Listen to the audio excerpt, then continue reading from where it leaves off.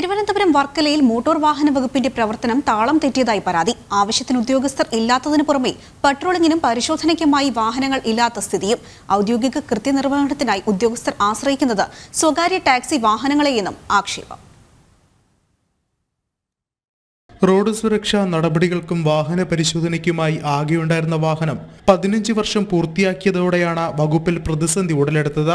നിയമപ്രകാരം നിരത്തിലിറക്കാൻ കഴിയാതായതോടെ April 29-ന് Varkala taluk office വളപ്പിലേക്ക് വാഹനം മാറ്റി.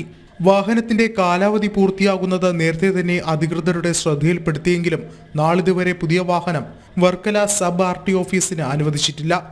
ഇതോടെ ഉദ്യോഗസ്ഥരും പ്രതിസന്ധിയിലായി. നിലവിൽ ഔദ്യോഗിക കൃത്യനിർവഹണത്തിന് സ്വകാര്യ വാഹനങ്ങളെയും ടാക്സികളെയും ആശ്രയിക്കേണ്ട സ്ഥിതിയിലാണ്. അവരുടെ നിലവിലെ വാഹനം കാലപ്പഴക്കം ചെന്നത് കാരണം അത് ഒഴിവാക്കപ്പെട്ടു. ഒഴിവാക്കപ്പെട്ടത് കാരണം അവർക്ക് യഥാസമയം അവരുടെ ജോലി കറക്റ്റായിട്ട് ചെയ്യാൻ പറ്റാത്ത ഒരു അവസ്ഥാവിശേഷമായി വന്നിരിക്കുകയാണ്. അപ്പോൾ ഒന്ന് ജീവനക്കാരുടെ കുറവ്, അത് മറ്റൊരു വിശേഷം.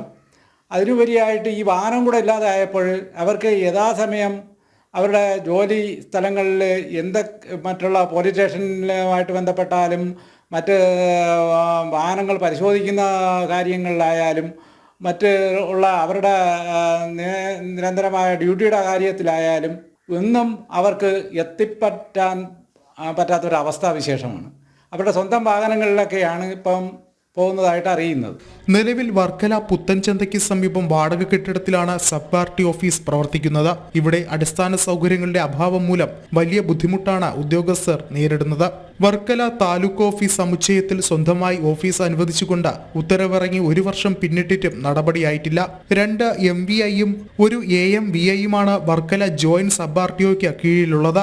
വിനോദസഞ്ചാര മേഖല കൂടിയായ വർക്കലയിൽ നൂറുകണക്കിന് വാഹനങ്ങളാണ് നിത്യേന നിയമലംഘനങ്ങളിൽ പെടുന്നെങ്കിലും ഇത് കണ്ടെത്താൻ സൗകര്യമില്ലാത്തത് പ്രതിസന്ധി സൃഷ്ടിക്കുന്നതായാണ് പരാതി.